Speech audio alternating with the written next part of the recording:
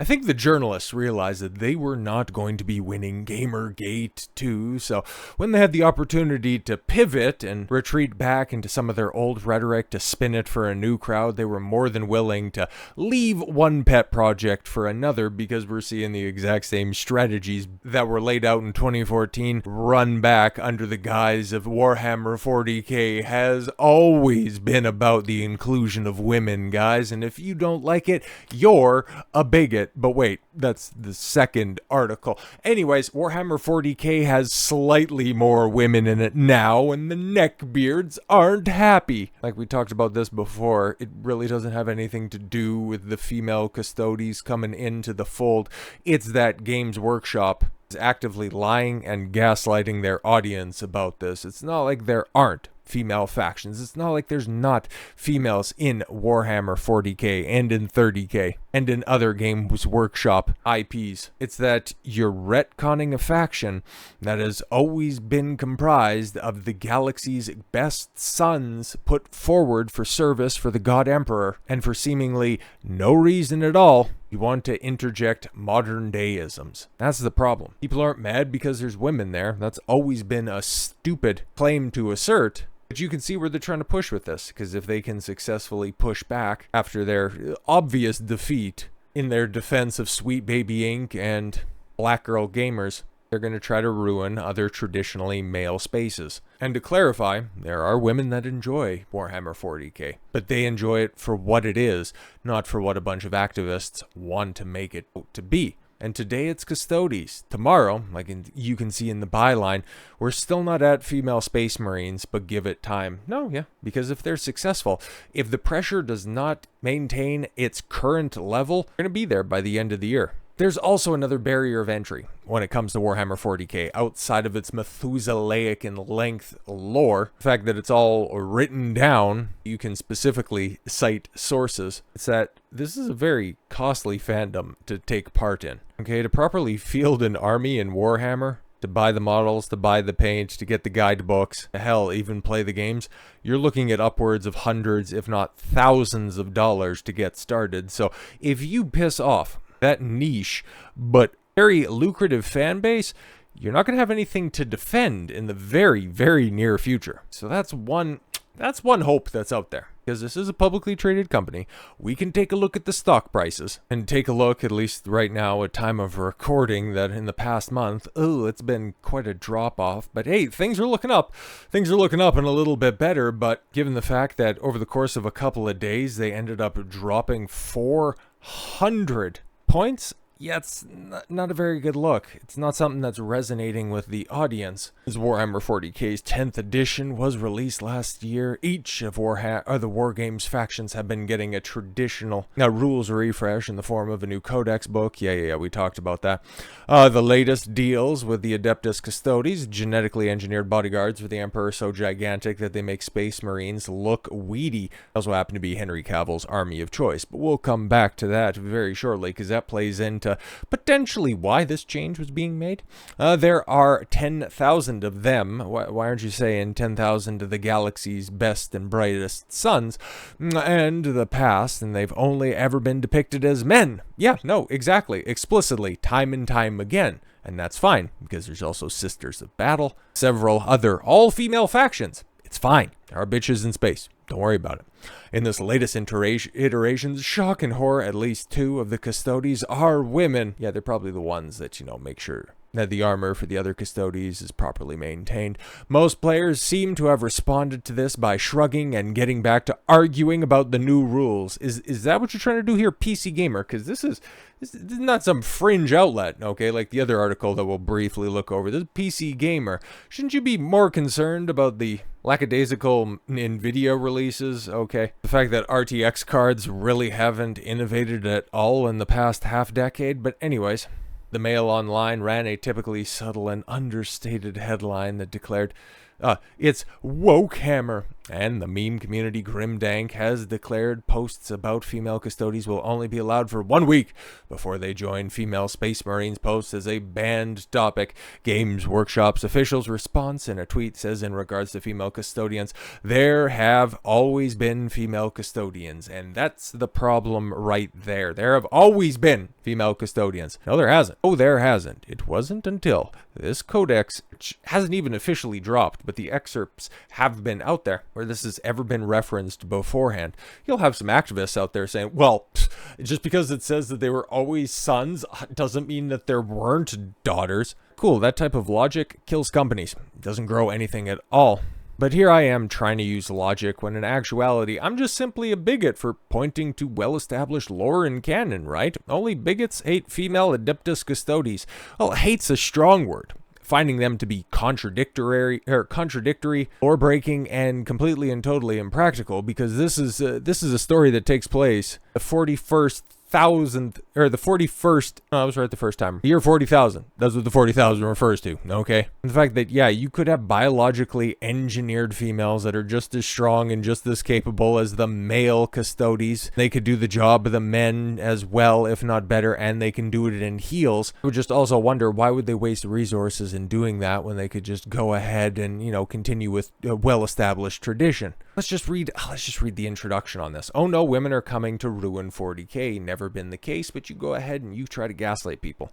The bigots need to get over themselves about female Adeptus Custodes. Yeah, says the people who don't even like the game to begin with, but okay. Games Workshop has been promising for years to have better representation in its settings. Warhammer 40K, perhaps the most intricate and entrenched of these settings, has long been male-dominated. Yeah, as you can see, just simply going back the stock, taking a look at this, you know, pre-pandemic, and then when everything went, you know, in the crapper prior to the lockdowns, and then the fact that there was a gigantic boom period when everybody was locked down, and then right after everybody went back to work, there was another great boom. They can't really afford, because there's not going to be another round of lockdowns, at least in our lifetimes. This is always what happens. There's tourists that are out there. They're activists looking for a brand new IP to latch onto. Try to insert their failed politics and policies, thinking that, you know what, this time it's gonna work. And I understand. I don't have intrinsic love for the franchise or the IP. I don't play Warhammer. I think I probably have a couple of Warhammer games on Steam. I don't paint the minis. I don't play the board game. I don't have any of the codex books. I don't have any of the extended lore. I would simply also be a tourist, but I also have the perspective that, okay, I don't like it. I don't engage with it. I would just simply say what has worked beforehand, okay? You have a well-established, devoted fan base. Why don't you do things that appeal to them? Why don't you maintain some level of appeasement for your fan base? You try to bolster goodwill with them, and then hopefully through that, you end up expanding your fan base. Like, that's a tried, tested, and true tactic, as opposed to, nah, if you don't agree with the new direction that we're taking, you know, the same direction that ruins literally everything else. Take a look at what's going on with Marvel right now, or has over the past just about decade at this point. You don't like it, you're the bigot.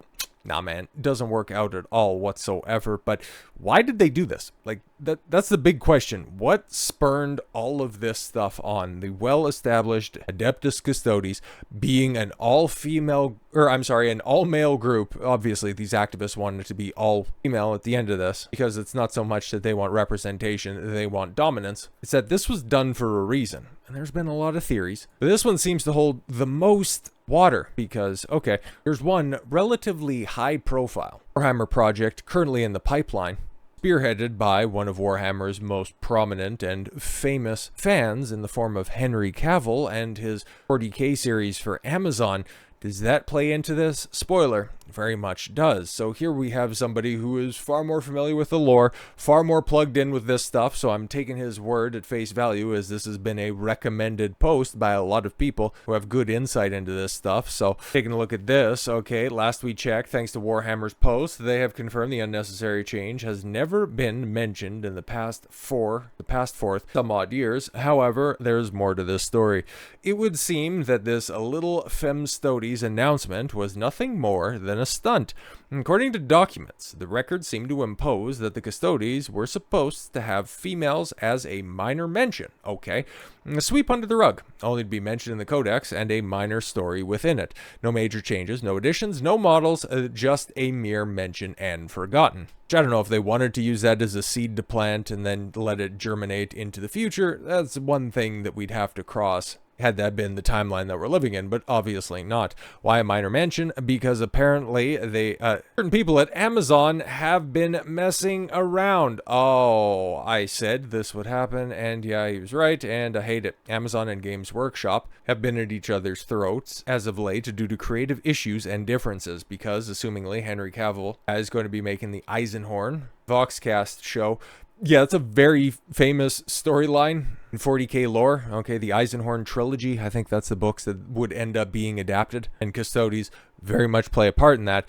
But then also knowing that it's Amazon and they very much have other directives that they need to satisfy with their productions. I mean, writing's kind of on the wall when it comes to this. And one scene involves a female Custodes being in the scene, given only a minor role, possibly 1 or 2 lines, and be memory hold and forgotten. Yeah, kind of makes sense. However, in order for this to work, to avoid extreme fan backlash, they had wanted to add it into the codex as they did and have it as a minor mention and let this blow over. However, what they did not anticipate was the social media employees run to the X account that decided to pour literal volatile orc benzene into what could have been a small ass fire by commenting a gaslighting statement. Yeah, see, that's the problem. That's really what this is all about, a company lying to their audience. That's my big problem with all of this stuff. Like, obviously, the canon breaking stuff is severe, but if they were called out on it and then they change it, that's one thing. That's them trying to make a mistake, getting their hand caught in the cookie jar, and then rectifying it. But this time around, them doubling down, it's never a winning strategy, guys. Okay, there's going to be layoffs. Oh, there's going to be layoffs of people, and you can bet your ass they will be the first to let go. Yeah, because it's just some, I don't know, temp or some intern running the social media account. And we've also seen, especially in the gaming industry, the number of community managers that seem to adhere to this type of ideology, also finding themselves searching for employment in greener pastures. Kind of see where Warhammer is going to be going with this. What's worse in all of this is this meeting was to appease Amazon into letting them be run, letting it be ran on their platform. However, because of this, and as it goes against the lore, no matter how much you retcon it, it's absolute crap. Just enough that Henry Cavill may,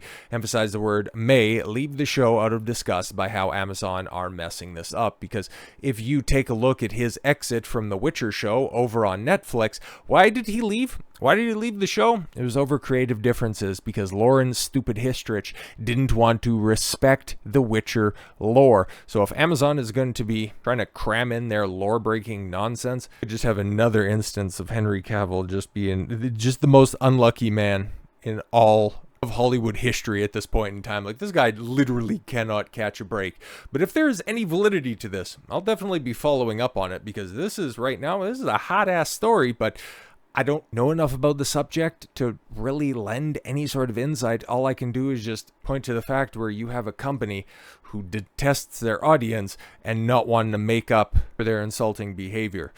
I think that's worth pointing out. When it comes to the specifics of, the different factions, I'll leave that to the professionals. I'll just do what I'm good at. So with all that said, thank you all very much for the gift of your time. I've been Don Consuelo. I want you to follow your gut and get after it. Take care, everyone.